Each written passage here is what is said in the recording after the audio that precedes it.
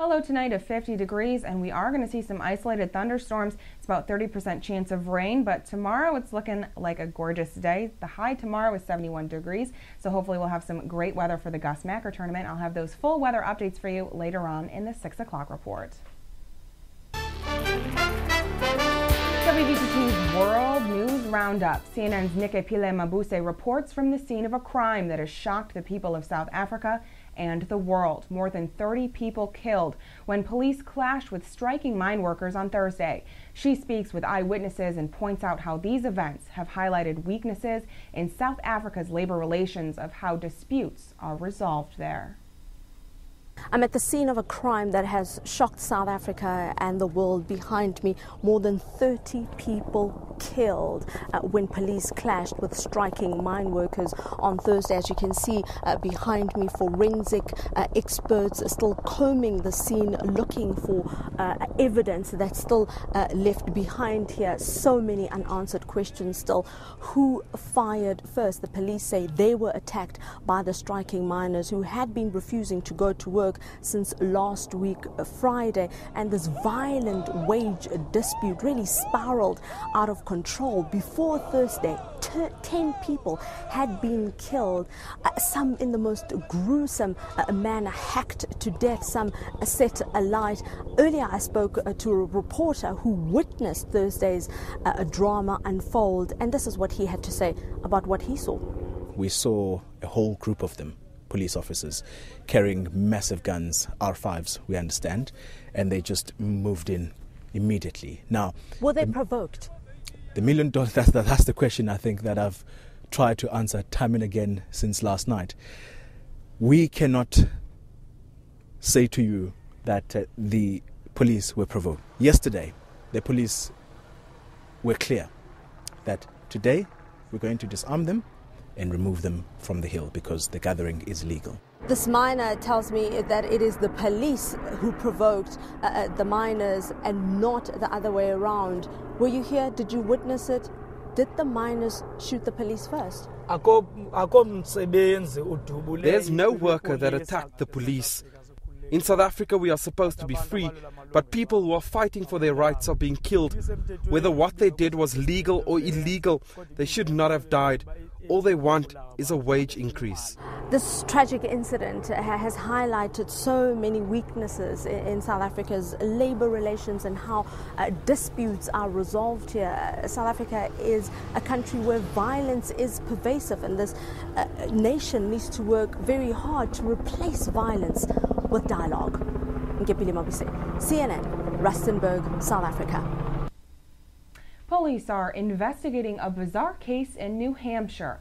A woman got quite a scare Wednesday night when she saw a man looking up at her from underneath her bathroom floor. Police say he'd been there for a couple days and was prepared to stay even longer. She was seeing something move in her vent. She thought it was an animal. And she took something and poked it, and I guess she almost poked him because he said hello. Sharon Patnode showed us where that voice was coming from. Here, underneath her daughter's trailer, right below the bathroom. And when her daughter heard it, she called police. Well, I came over right away, but when I did, I yelled, "Get the out," and he skedoodled. He went. He was later identified as this man, 44-year-old Christian Hobbs. Police found him about a quarter mile away. As soon as the officers got out and started walking towards him, he basically said, "It's me you're looking for, I did it.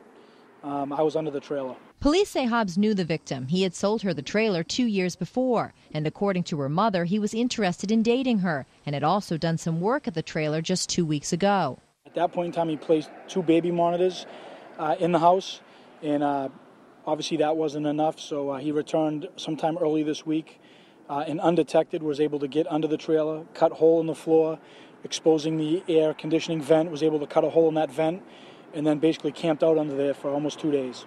I had a feeling from the get-go there was something wrong with him. Police say Hobbs told them that he has a problem and has a history of doing these type of things. And they are now checking with authorities in Massachusetts, where Hobbs now lives, to see if they have any similar cases. And he was telling my daughter he was getting help for it and everything, and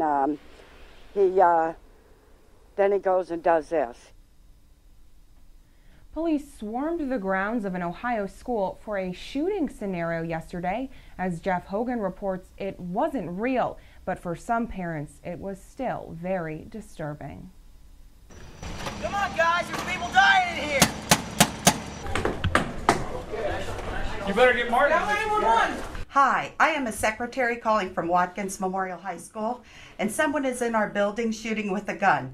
Our 10 TV cameras were the only ones there when within moments, that chain of events brings law enforcement from 4 local agencies with no knowledge of what they're about to encounter.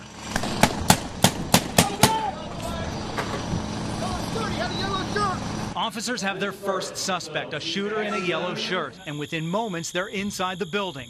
Due to high-level security, our cameras were not allowed inside that building, but the shooter in this scenario describes what happened. I hid in the back hallway until they came through the door and swung out and fired off a few rounds, and they took me down right in the middle of the lobby. The SWAT team throws a flashbang for diversion and enters the building to come upon the second suspect. And that's when I came around the corner and went at them. You started firing at them? Yeah. What happened? They got me really quick. There are no access to the doors. They're all locked. With the building secure, the victims slowly begin to exit. A year in planning, Licking County pulled out all the stops for this drill. Fortunately, it was not in response to any real tragedy, but rather in preparation of what could come. This isn't about saying how prepared we are, really. It's to find out how prepared we are not. Our task is to educate kids, but we want to work in cooperation with them to make sure that our kids are safe, and what they're doing is the right thing for kids also. Linny Milligan watched it all from a distance, distraught as the buses she's driven for 17 years rolled by carrying the kids she drives. It's too close to home. I mean, it's a very, I have a junior here at the high school, and it's a very scary situation. One that everyone here was glad was just a drill. Sports is next with Derek Smith. Trust me, you're not going to want to miss this segment. Keep it here, Twin Tiers.